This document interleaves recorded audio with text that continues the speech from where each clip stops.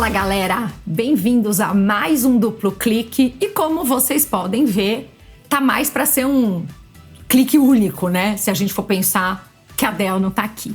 Mas calma, a Dea não desistiu do podcast, a gente não brigou, tá tudo bem. A Dea só tá de férias, ela foi pra formatura da filha dela nos Estados Unidos, a agenda tava insana e eu já tava começando a receber mensagens: Fernanda, cadê o episódio dessa semana? E eu falei, vou gravar sozinha, mas semana que vem vai demorar um pouquinho mais porque a gente vai gravar no domingo, mas a Dea vai estar de volta. E o que a gente vai falar essa semana? A gente não, né? Eu. O que eu vou falar essa semana? A gente vai ter dois tópicos principais. Um, falando sobre o Trump versus os escritórios de advocacia. Tem uma coisa acontecendo nos Estados Unidos que nem todo mundo tá atento, que eu acho que é super relevante. E depois entrar num tema que eu já tô querendo trazer, já comentei várias vezes e nunca deu tempo. Dessa vez a Dea vai ter que ouvir e ela vai ficar pensando todos os comentários que ela quer fazer, vai ter que ficar me mandando áudios. Mas sobre um livro chamado Abundance, que foi escrito pelo Ezra Klein e o Derek Thompson, e eles trazem muito sobre quais são as mudanças que os democratas, os liberais, precisam fazer nos Estados Unidos. Então tem dois assuntos super interessantes e vamos lá para mais um Duplo Clique. Bom, galera, começando pelo Roundup. O que aconteceu essa semana? Acho que o assunto que estava em todos os lugares foi o Papa. O Papa é americano pela primeira vez e o Papa não é o Trump. Um monte de gente me mandou pelo Instagram o post que o Trump fez, até na conta oficial da Casa Branca, com um deepfake, né? Uma imagem feita por IA, com ele como Papa. E é sempre o Trump, né? Querendo lacrar nas mídias sociais. Mas não é o Trump, mas temos um Papa americano. Acho que esse assunto foi o assunto mais coberto essa semana. Acho que impossível alguém não ter visto isso. Eu, pessoalmente, achei muito bom. Achei legal ter um Papa americano e trazer um pouco do lado bom dos Estados Unidos. Porque, realmente, as pautas globais falando sobre Estados Unidos não estão positivas ultimamente. Acho que vai ser algo bom. E pra gente, na América Latina, ele é praticamente peruano. Falaram que ele é o menos americano dos americanos. Então, acho que vai ser bom pra gente também. Fora isso, a gente tá vendo o início de mais uma guerra, né? A gente viu a Índia bombardear o Paquistão. O que aconteceu? Alguns homens armados mataram 26 civis, principalmente hindus, na Caxemira, que é um território principalmente muçulmano, que é dividido entre os dois países. Já existe uma disputa histórica sobre esse território, mas a Índia acusou o Paquistão de apoiar esses homens que atacaram e bombardeou o Paquistão. O Paquistão contra-atacou e virou realmente um conflito grande ali na região. Além da parte militar, também tem sanções diplomáticas, fechamento de território, das fronteiras e também toda a parte diplomática. Então, expulsaram os diplomatas do país, começou tudo isso. E a parte econômica. E nessa parte econômica, além de suspender comércio, a Índia suspendeu o Tratado de Compartilhamento Fluvial de 1960, porque os rios que hoje, né, levam água para o Paquistão nascem na Índia. E isso é algo super importante ali na região. E o Paquistão, inclusive, falou que se eles desviarem esses rios, a água desses rios, eles vão considerar isso um ato de guerra. E o que preocupa é que a Índia e o Paquistão são dois países que têm armas nucleares. Então, tem aí, né, mais um conflito começando e todo mundo esperava que a coisa já estivesse melhor do que está hoje. A coisa está escalando. Espero que em breve eles consigam, né, chegar num cessar-fogo, mas é algo para a gente ficar de olho. Mais um acontecimento essa semana e vamos ter que falar do Trump de novo, mas o primeiro-ministro do Canadá esteve na Casa Branca e naquele estilo de negociação e de bullying até do Trump, né, que ficou falando que o Canadá deveria virar um estado americano e tudo isso. E acho que o Mark Carney, que é o primeiro-ministro do Canadá, chamou a atenção foi que ele soube, acho que, levar a situação muito bem. Ele tem um estilo de negociação super tranquilo, né? O Trump falou esse negócio do Estado, do Canadá virar um Estado americano, e ele virou, né? E ficou assim, falando never, never, never para os jornalistas enquanto o Trump falava. Então, acho que ele conseguiu sair ali com um pouco de bom humor e tal, mas mais uma saia justa. A gente está vendo alguns acordos comerciais acontecendo no mundo. Um deles, Índia e o Reino Unido. Então, os países estão se fortalecendo aí contra os Estados Unidos. Contra não, né? Mas para conseguir viver sem uma influência tão grande dos Estados Unidos. E, além disso, teve um acordo, né? O primeiro acordo dos Estados Unidos, que foi um acordo entre eles e também o Reino Unido. A própria Casa Branca chama esse acordo de conceitual, porque eles estão ainda nesse primeiro momento, mais falando que eles vão ter um acordo. Esse acordo envolve etanol, carne, aviões, peças de aeronave, também vários pontos para carros, para a indústria automobilística, mas a gente vai ter que esperar tudo isso aterrissar. E nesses dias vão se encontrar na Suíça representantes dos Estados Unidos e da China para começar alguns acordos. Então, isso também está acontecendo para esse lado. E é isso aí, galera. Chega de roundup e vamos para dentro. Dá um respiro, né? Porque só eu falando, Jesus amado, vocês estão me aguentando, gente? Fala, vocês vão largar esse podcast agora ou vocês vão continuar comigo? Que falta faz a Andréia, né? Que falta faz. Até o Mig tá falando aqui, vai, Fê, tá tudo bem, vai. Obrigada, Mig. E vamos em frente, queridos. Mas vamos lá para esse primeiro tema, né? Esse é um tema que eu tinha preparado até na pauta para trazer na semana passada, mas no fim foi bom, porque não deu tempo, a gente acabou falando, né, se estendendo nos outros temas e acabou não conseguindo chegar nesse, mas eu achei que foi até bom não ter conseguido, porque mais coisas aconteceram essa semana, saíram outras notícias. Mas existe um conflito entre o Trump e o governo e os escritórios de advocacia. Muitas vezes, né, não é novidade, a gente já fala isso, acho que desde o início do podcast, foi mais ou menos quando Trump assumiu o governo nos Estados Unidos, que a gente fala da importância, né, e da ameaça que está acontecendo nos Estados Unidos contra o Estado de Direito, né, ou, né, o Rule of Law. E o Estado de Direito tem como uma das grandes premissas, estava até consultando o meu advogado, né, meu marido, Rô, aqui em casa antes, mas a divisão dos três poderes e o equilíbrio entre esses três poderes. E não existe justiça sem advogado, né? Se você não tiver alguém que tenha liberdade de defender direitos e tudo isso, não existe democracia sem isso. E o que aconteceu? O Trump, desde fevereiro, começou uma série, né, de lançar uma série de ordens executivas punindo escritórios de advocacia que estariam politizando, segundo ele, a justiça. Ele fez sanções que incluíram bloqueio de contratos com o governo, restrição de acesso a prédios públicos e exposição obrigatória de clientes que usassem esses escritórios.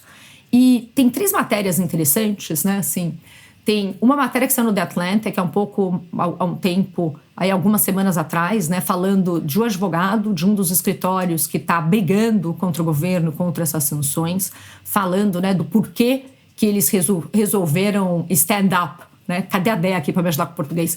Que eles resolveram, né, stand up, mas quer dizer, realmente lutar pelos valores e tudo, e brigar com o governo americano. O 60 Minutes, que um dos temas do 60 Minutes na semana passada, né, que saiu no domingo passado, foi este tema, e tá uma matéria super legal. Eu vou deixar esses 3 links para vocês aqui. E saiu uma exclusiva essa semana também no Washington Post, falando sobre uma empresa, um dos escritórios de advocacia, que fez um acordo com o governo e o que ele está sofrendo por ter feito esse acordo. Porque o que acontece? O governo começou a ir atrás de vários escritórios de advocacia e alguns deles resolveram fazer acordos. Os que resolveram fazer acordos, parte do que tinha no acordo era os escritórios serem obrigados a trabalhar pro bono, ou seja, trabalhar de forma gratuita para prioridades alinhadas com o governo. Então, isso envolve defesa de policiais acusados por má conduta, combate ao antissemitismo, então, algumas pautas específicas.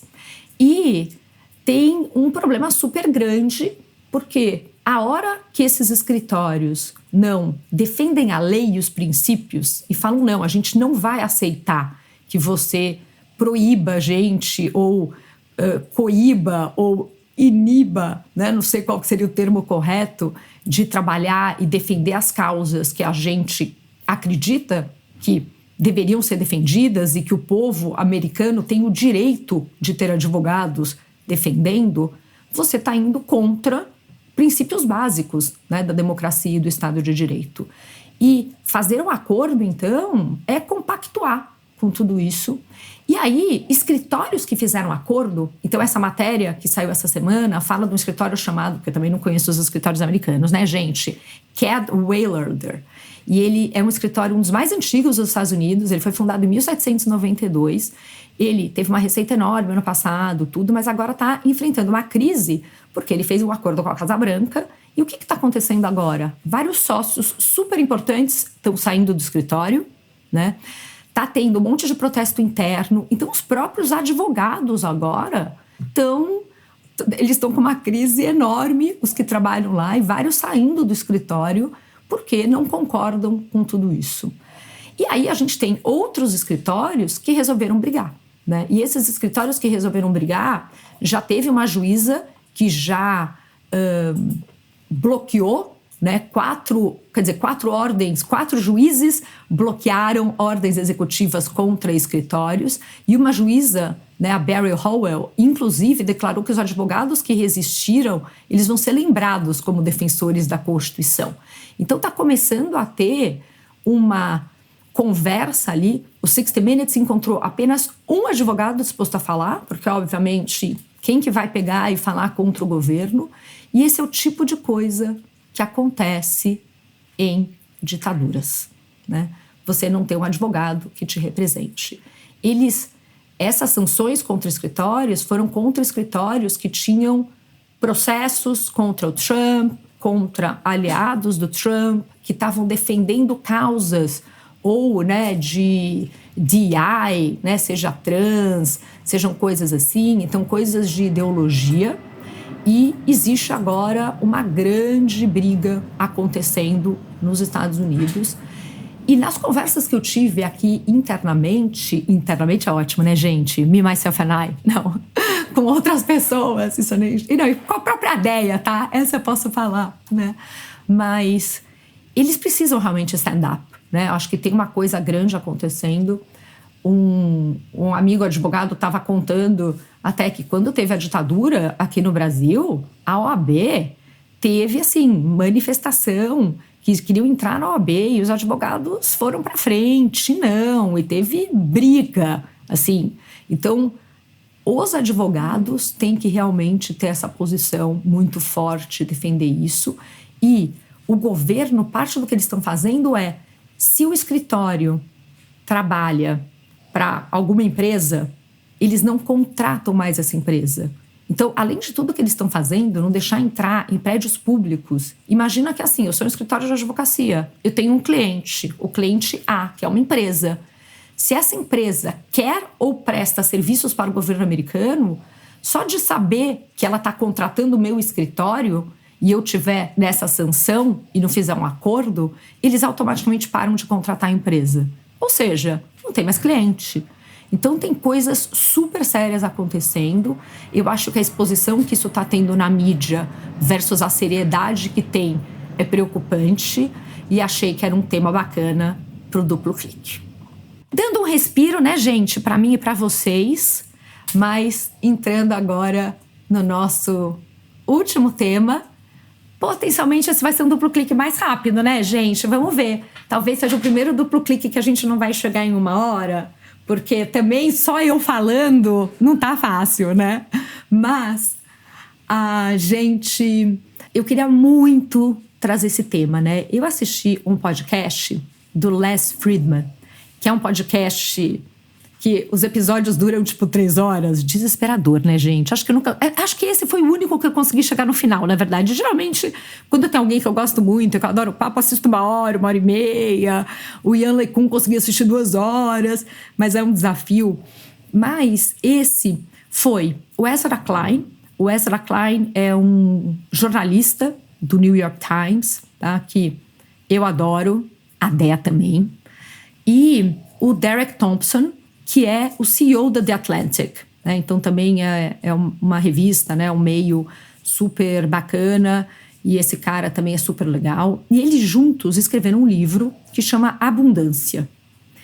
E eles foram no Lex Fridman, eu já assisti isso há um mês atrás, eles estão agora fazendo, né, um book tour em vários podcasts e tudo para falar do livro, mas eles foram justamente para conversar sobre isso.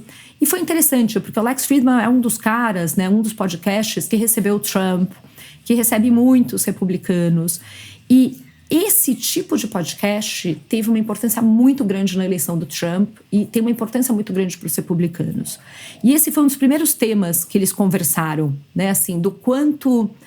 E o próprio Lex Fridman, no começo, ele falou, olha, hoje o podcast é sobre política, geralmente é sobre computação, ciência, né? Por isso até que eu assisto, vocês sabem que eu tenho esse meu lado nerd e que eu sou atualmente uma tech person, talvez até mais do que uma marketing, mas ele fala, dessa vez eu vou falar de política, eu sei que esse é um tema polêmico, que vai ter bastante repercussão, se você, né, não está aberto para falar sobre isso, bacana, não ouve esse, pula para o próximo, mas eu acho que é importante e é um assunto que dessa vez eu resolvi trazer. E ele traz esses 2 caras que são democratas de carteirinha, né, para o podcast, e eles começam falando isso, né, e ele falando, assim, não é que eu só apoio os republicanos, eu convido um monte de democratas, mas é super difícil conseguir trazer alguém para uma conversa num podcast longo e tudo. E eles até conversam bastante sobre isso, né? Que no fim do dia, hoje, os democratas, eles estão sempre muito preocupados, né, com o impacto, com o que pode ser dito e tudo. Eles acabam tendo conversas um pouco menos autênticas, abertas e tal, sobre o que está acontecendo. O Bernie Sanders foi, né, que é um famoso, e o Lex fala, me fala o que eu preciso para conseguir a AOC. A AOC é uma das, acho que é senadora, né, nos Estados Unidos, ela chama Alexandria Ocasio-Cortez, mas ela é super conhecida, ela que estava fazendo, né, o tour falando de oligarquia e tudo com o Bernie Sanders agora, ela fala super bem, e ele fala, meu sonho é chamar ela aqui, não é meu sonho, né, mas eu quero muito, mas assim, eu não consigo trazer ela, né, para uma entrevista de 3 horas, e eles falam bastante disso, e o Ezra fala que acha que hoje alguns já estão começando a se abrir. Ele fala do Gavin Newsom, que é o governador da Califórnia, depois ele no book tour foi, né, o governador da Califórnia, que é o Gavin, ele tem um podcast. E ele foi no book tour, no podcast do Gavin, e é até engraçado, porque ele fala, nossa, é um pouco desconfortável essa troca de papéis, porque de repente tá o Gavin, que é o governador, né, entrevistando o Ezra Klein, que é um jornalista do New York Times. Então tem essa divisão de papéis, mas ele é um democrata. Ele fala que ele já está mais aberto a isso, e que no fim do dia, os democratas precisam entender que eles precisam trazer esse tipo de autenticidade, de ter conversas longas, mais abertas. Acabam sendo ambientes menos hostis do que uma conversa na televisão, alguma coisa assim. Acabam sendo conversas mais longas e do quanto isso é importante. E que os republicanos, eles já entenderam muito bem, né? Principalmente o Trump, essa política toda e essa dinâmica de poder e tudo da indústria da atenção. Então, os democratas estão ainda muito trabalhando nesse conceito do dinheiro, enquanto os republicanos já entenderam que a dinâmica é diferente e essa dinâmica é realmente da indústria da atenção e o quanto eles fazem isso bem. Passada essa conversa, né, que eu achei interessante, sobre a participação e tudo isso, e ele até fala, né, assim, bastante desse ponto, da falta de autenticidade da esquerda e que não vai ter mudança sem coragem de ir contra outras pessoas, né? Que Obama tinha autenticidade, mas que hoje em dia isso não existe. e que a gente está no momento de anti-establishment, né? A gente está no momento de realmente mudança. Os americanos querem isso, as pessoas querem isso. E os democratas não podem virar os defensores do status quo, que é um dos problemas que está acontecendo. Tá? Então, acho que tem alguns insights super interessantes. E quando começa um pouco sobre a conversa sobre o livro, o Derek Thompson conta que ele começou a ter a ideia desse livro e desse conceito quando ele estava na fila para tomar vacina do Covid. E ele estava pensando na escassez, né? Naquela época que tinha pouco teste, tinha pouca vacina, e como essa escassez toda estava sendo um problema para a economia. E ele começou com esse conceito de escassez e de abundância. Esse é um conceito que eu pessoalmente adoro. Vários de vocês sabem, né, que eu meio que tinha, porque eu não estou gravando atualmente, talvez um dia eu volte, mas eu já tive um outro podcast chamado Tribo de Marketing. E quando eu comecei esse outro podcast, comecei um grupo de gente do mercado e tudo, foi no momento que eu saí, né, da Mondelez, que era a empresa onde eu trabalhava. E uma das coisas que me motivou a fazer isso é porque eu tinha tido no ano anterior uma conversa, um dia, eu estava com uma pessoa com quem eu tinha uma relação profissional, e essa pessoa tinha uma pasta com um monte de relatórios de inovação. Eu trabalhava com inovação de produto, né? Um monte de relatórios de inovação, um monte de coisa. Eu falei, gente, que incrível essa pasta, posso copiar? E ela falou, não, claro que não, isso é algo que eu estou juntando há anos, né?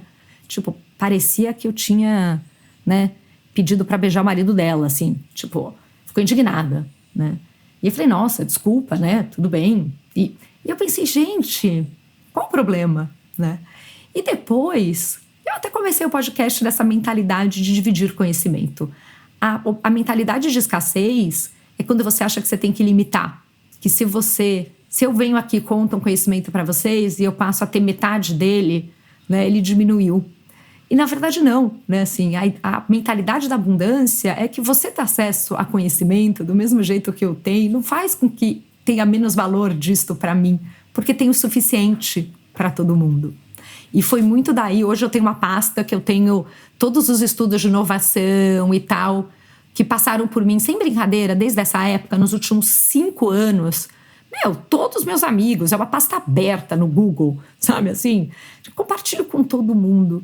Então é muito dessa mentalidade. Então acho que também quando eles começaram a falar de abundância, eu até já me conectei. Falei, nossa, concordo, né? Por aí mesmo o mundo.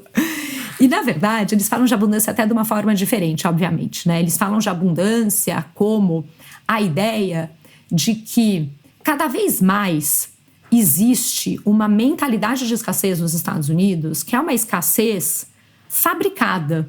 Então, não necessariamente por alguma coisa mal intencionada, mas existe uma vontade, por exemplo, de você manter o meio ambiente. Então, porque você tem que manter o meio ambiente, vários estados que são estados democratas acabam tendo leis muito mais restritivas e regulamentações e tudo que impedem, em N situações, a construção civil. E isso está levando a um aumento de preço de moradia nesses estados enorme. Então, eles contam que focam no livro mais em moradia e em energia, porque são 2 tópicos ali que eles entendem que são bastante importantes. Mas ele fala assim, não adianta você como governo falar, puxa, a moradia está muito cara, então eu vou dar um voucher para te ajudar a pagar aluguel. Porque isso vai piorar o problema. Vai ter mais dinheiro para pagar pela mesma quantidade de lugares para morar, o que só vai fazer com que o preço suba ainda mais. Então, o que a gente precisa voltar a ter essa mentalidade de abundância. E eles vão até, na conversa com o Lex Fridman, que é uma conversa um pouco maior, eles vão até citando coisas. E nessa conversa, que é uma conversa mais nerd, né, o Lex Fridman vai até abrindo as referências e tal, eles vão mostrando no podcast, mas eles mostram, por exemplo, um paper que eu até peguei um print, estou pegando aqui para colar, mas eles mostram, por exemplo, né, um paper, uma matéria escrita. Na verdade, é um artigo que chama The Housing Theory of Everything. E ele fala do quanto essa escassez de habitação, de moradia, ela acaba impedindo não só que você consiga comprar uma casa, mas também ela é um driver de inequalidade, meu Deus do céu, não sei falar isso, né? Não, desigualdade, a pessoa querendo ler em inglês e traduzir para o português, né? Mudança climática, baixa produtividade, obesidade. Eles trazem, né? E daí a gente vai ter que parar para ler o artigo para entender o fundamento disso tudo, mas que esse, né, o custo da moradia é um dos drivers de uma série de coisas na economia. Então é algo super importante, por isso que é uma das coisas que eles puxam. E que existe um movimento nos Estados Unidos, né, que eles chamam de Not in My Backyard. Tem até uma sigla, né? NIMBY. Eles adoram, né, essas siglas nos Estados Unidos.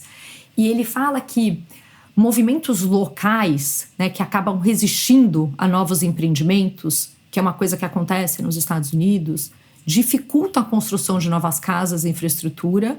E isso faz com que os preços subam e agrave a crise habitacional, tá? E que esse tipo de coisa precisa ser cuidada e que muitos desses temas, né, dessas restrições vieram no passado para proteger o meio ambiente, para proteger a qualidade de vida, mas hoje eles estão travando o crescimento e isso gera aumento de custo. E eles vão para um tema interessante, né, que eles falam que hoje os democratas eles estão muito focados nos processos, muito mais do que nos resultados. E aí puxa um tema de burocracia, puxa um tema de uma série de coisas. E que muitos dos políticos hoje, né, têm como passado aí, background, estudaram direito, foram advogados, né? Você pega Obama e a Michelle se conheceram no escritório de advocacia, os dois são advogados. E advogados têm uma tendência muito grande a conhecer os processos, a saber como fazer as coisas. E muito do que o governo Trump está fazendo é meio que, né, go fast and break things, né? Como se falava no Facebook há anos atrás. Eles estão meio que quebrando as instituições todas para gerar mudança. E que é realmente necessário ter uma mudança mais drástica. A forma que está acontecendo, acho que não é boa, né? E ele mesmo fala, eu não quero virar republicano, né? O que eu quero é que os liberais sejam mais obcecados pelos resultados, né? Pelos fins, do que pelos meios.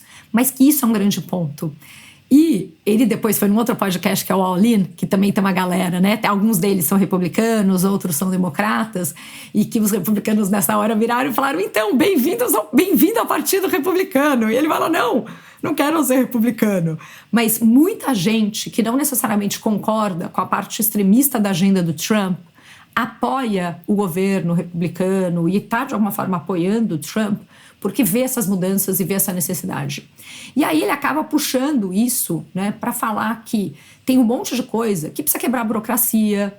E essa semana eu assisti uma entrevista do CEO da Amazon, que agora eu não vou lembrar o nome, mas ele contando o quanto a Amazon quer operar como a maior startup que existe. E que ele quer tirar o red tape, ele usa essa expressão. E eu estava vendo uma outra do JP Morgan, que ele fala que ele não chama mais de red tape, ele chama de blue tape, porque esse tipo de burocracia está muito mais ligado aos democratas do que aos republicanos.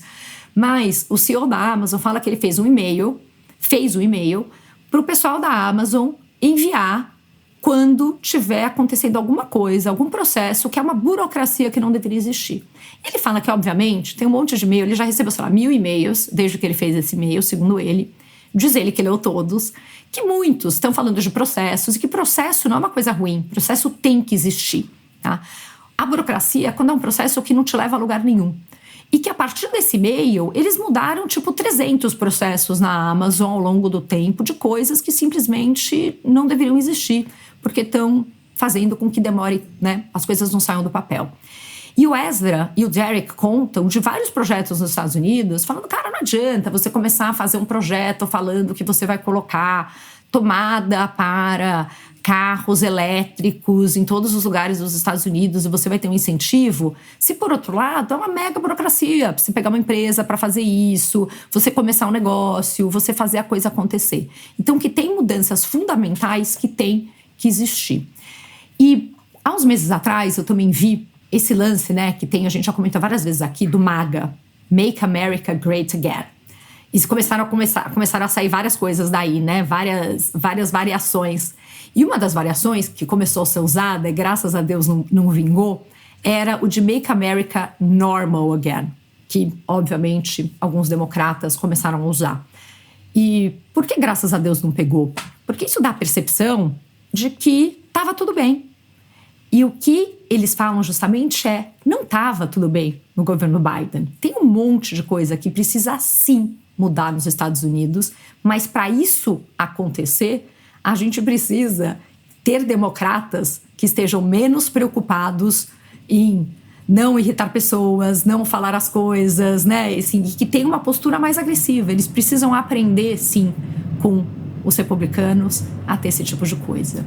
E aí ele fala também nessa necessidade, né, que a gente precisa evoluir, o liberalismo precisa evoluir de uma postura que apenas protege e conserva para uma que também constrói e promove o crescimento. E que isso é também reconhecer quando o governo está falhando em agir efetivamente e reformar instituições para que elas possam entregar grandes projetos e soluções para os problemas atuais como habitação, energia limpa e infraestrutura. E que no fim do dia não dá para colocar em todas as causas sociais, para colocar todas as causas sociais dentro de cada projeto, né? E eu acho que esse é um tema também que parte desse backlash que a gente fala, né? Desse movimento pendular de estar voltando para essas agendas de diversidade, equidade, inclusão, que é o DEI que a gente fala, é um pouco porque algumas coisas começaram a ir para outro extremo. Eu também tenho essa sensação de falar, cara, a gente já está também indo um pouco longe demais, né, nesse negócio. E eu sou assim, mega DEI, tá? Super acredito, defendo, acho que a gente tem que realmente evoluir, ser uma sociedade melhor nisso.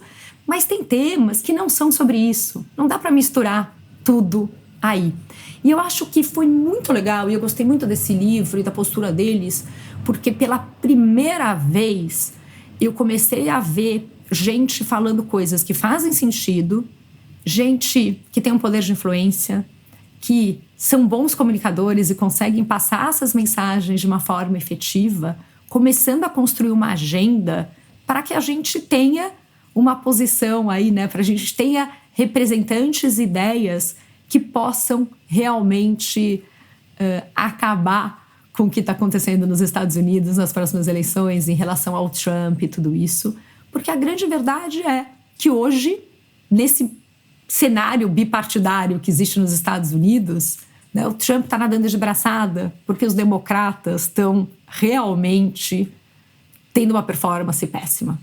E uma coisa que o Ezra fala, que eu também achei super interessante, é que a esquerda teme injustiça e valoriza mudança, né? Que a esquerda tolera certos excessos em pró da justiça social.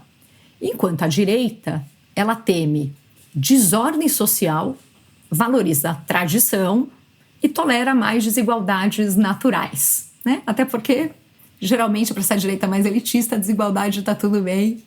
E por isso que acaba sendo uma surpresa quando a direita vira o partido das massas, porque acho que as massas não entenderam muito bem.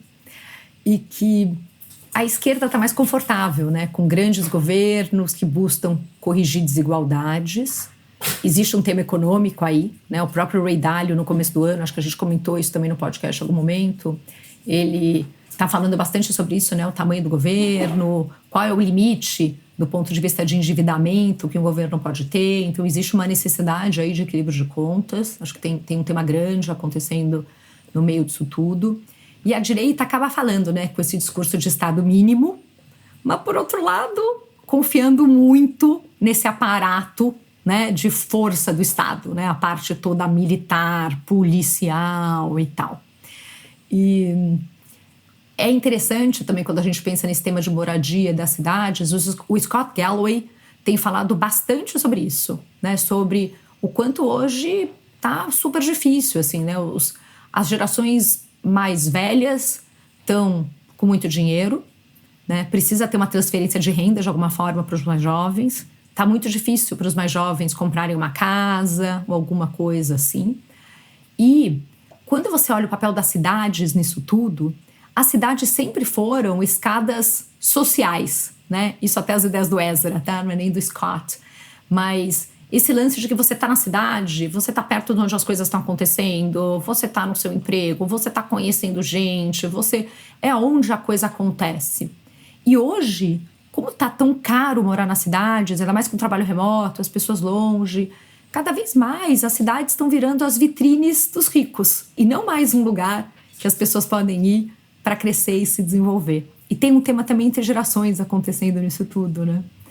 Me lembrou um artigo que eu li no New York Times também, talvez há 1 mês, 2 meses atrás, que falava da quantidade de pessoas jovens que moram em Nova York, que na verdade tem algum tipo de subsídio dos seus pais. Ou moram no apartamento que é do pai, ou acabam tendo uma ajuda para pagar o aluguel do pai e da mãe, ou alguma coisa assim, né? Que é um fenômeno, de alguma forma, interessante e até mesmo preocupante e triste, né? Porque você vê que essa mobilidade social e essa escada social está realmente quebrada. E a gente também está vendo um êxodo muito grande, né? De gente que está saindo de estados como Califórnia e Nova York, porque o custo de vida está impraticável, e indo para estados republicanos. Uma coisa que tem me chamado muita atenção é Austin, né? Tudo bem que a gente vai para Austin por causa do SXSW, mas eu tenho ouvido muita gente que está mudando para Austin, está morando em Austin, né? Tem uma pessoa do meu trabalho, um super VP tal, importante nos Estados Unidos, que está morando em Austin. A gente está vendo um monte de gente, uma indústria de tecnologia acontecendo lá. A gente brinca que Austin é um pouco a Califórnia no Texas.